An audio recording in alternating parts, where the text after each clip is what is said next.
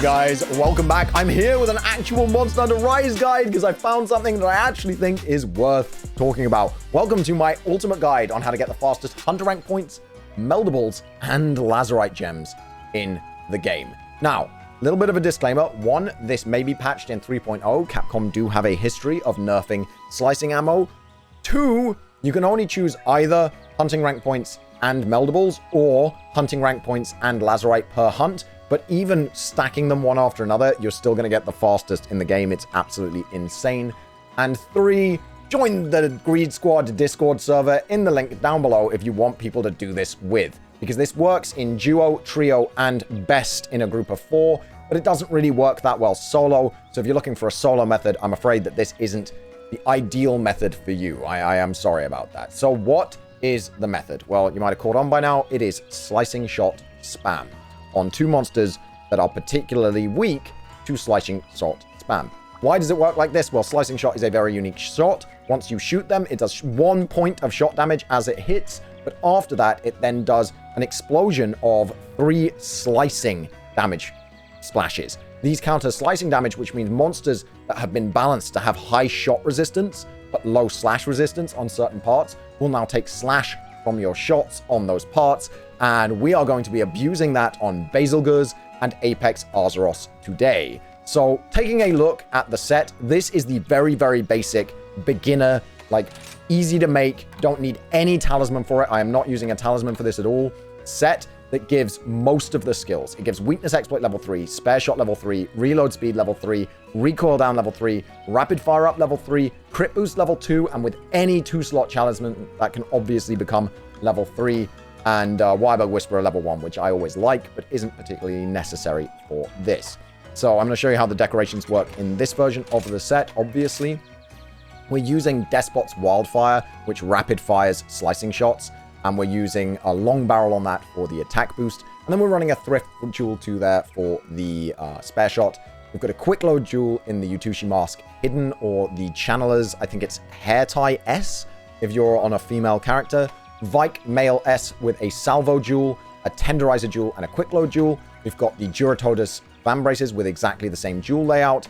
Then we've got the Chrome Metal Cool with a Salvo Jewel, Tenderizer Jewel, and 1 Absorber Jewel. And then the Golden Hakama with 2 Absorber Jewels. This gives a really, really easy way to get this with minimal melding. This is as few gems as you can make and minimal melding because you don't even need a charm. Any charm will improve this set. It really will. But if you get a charm with 2 or even 3 efficiency levels, so that's 2 desirable skills that would use up a 2 slot if you were going to slot them in, plus a 2 slot would be level 3 efficiency. The more efficiency you have, the better the set you can make. With 2 efficiency, you can make a much better version of this set. So we're going to have a look at that now. If I go to my Goose set, you see that we now have attack boost 4 on top of everything else. This is another 8% damage. Unfortunately, my only has a 3 efficiency. It's 2 spare shot and then a 3 slot on it.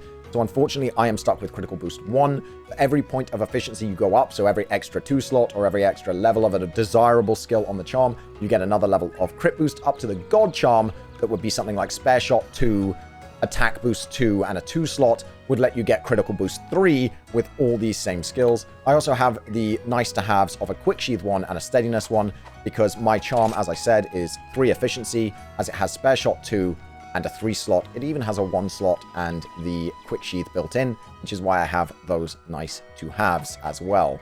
Looking at the skill gem slotting on this is actually a lot harder to do as well, unfortunately. So if we look at how decorations are set, we do need a lot more here.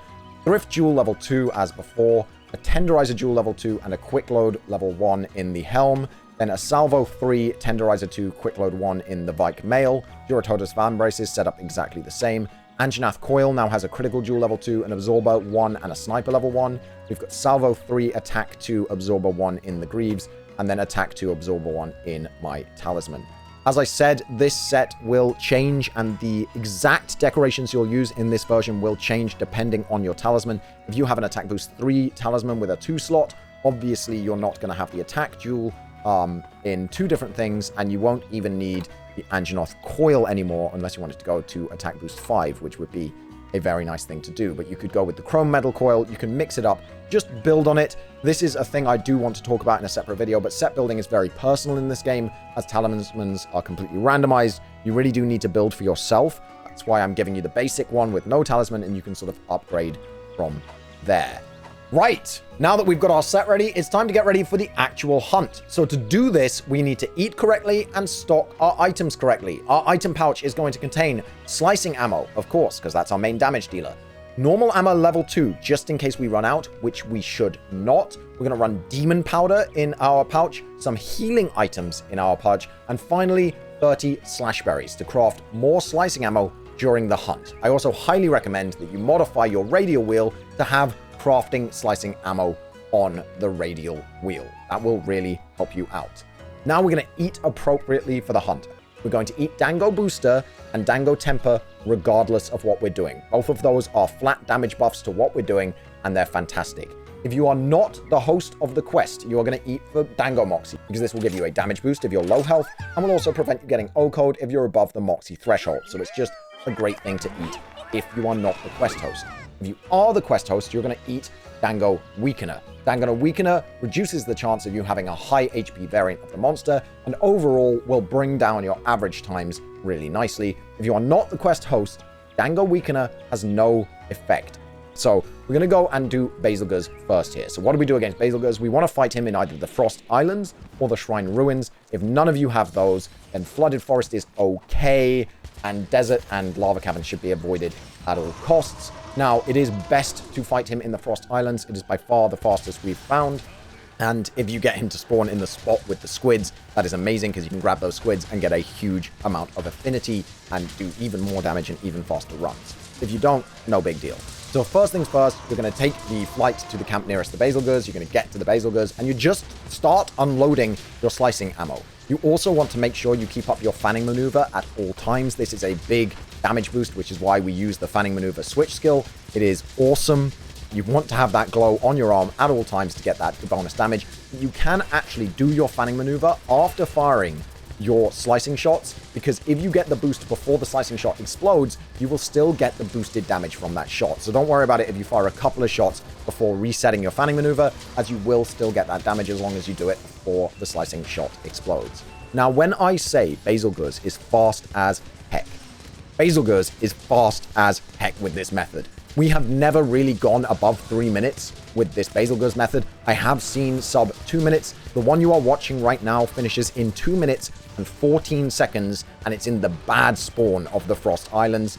And I made some mistakes, and I know a couple of other people made mistakes in this hunt too. This is an insanely fast hunt. You definitely want to capture the Basilgurs, and you get used to sort of knowing when it's capturable. You don't need to wait for the blue mark or anything like that. You can capture before the blue mark, obviously. And because you do so much damage, if you get it in a trap and trank it, if it's not ready to cap, it often will be before the trap wears off if you just keep hammering it with your slicing shots. So you definitely want to trap it, and that's for 2 reasons. 1, you finish the quest faster, and 2, you have less cooldown between the quests, because it's a 20-second after quest timer instead of a 60-second after quest timer, and that actually makes a significant difference. With Basil, you are targeting just the head and the tail, and making sure you keep up fanning maneuver, crafting new slicing shots when you need. It's a very, very simple, easy hunt, and it will give you about half a level in HR points, and this is at HR 150 plus, so it is insanely fast HR. This is the fastest as far as I can tell in the game, and also you will get at least 1 meld worth of materials.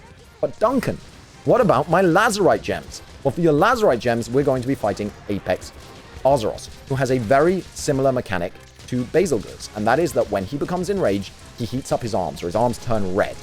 And that lets them take extra damage from slicing and blunt. Luckily for us, slicing ammo does slicing damage, so we're just going to stand back and we're going to absolutely hammer Apex Arzuros with our slicing shots. Now, because Apex Arzuros is an Apex, which means it moves around a lot, it's very strong, it's got fast attacks, it doesn't flinch as often, it is really beneficial in this run, if you have 4 people, and only if you have 4 people, to have 1 person running the Magnum Marlowe light bowgun and doing sticky spam to the head to get KOs, and then trying to status the Arzuros, because it will keep it still and it will keep it KO'd way better and therefore you can do way more damage with the other 3 people, and you're still doing damage with those stickies to the Azeroth. So you're not doing no DPS when you are the sticky spammer. Here, Michelle took the job of sticky spammer and did great. Obviously, if you are sticky spammer, you're going to eat for Dango Slugger instead of Dango Booster, because sticky spam doesn't get boosted by Dango Booster, and you just want to KO the Azeroth over and over again. A little note, greed over everything. We are speed farming here, not speed running, which means if there is a Felacrow spawn, which there is a very high possibility of on this particular Apex quest, for a Felacrow to spawn in the same area as the Azeroth, take the 10 seconds to run and grab it. Greed over everything. You get way more rewards. I hope that this helped you. I hope you guys are joining the Greed Squad server. I hope to see you in there. Again, link down below. And I really hope to do this method with you guys. It's a great way to farm out the end game if you're just a bit bored of rampages or you need that talisman for that spicy set you're working on. This is the way to go. This is the way to do it. And I really hope that this video has given you that information. Go out and be slicey, at least until 3.0, where Capcom might nerf this.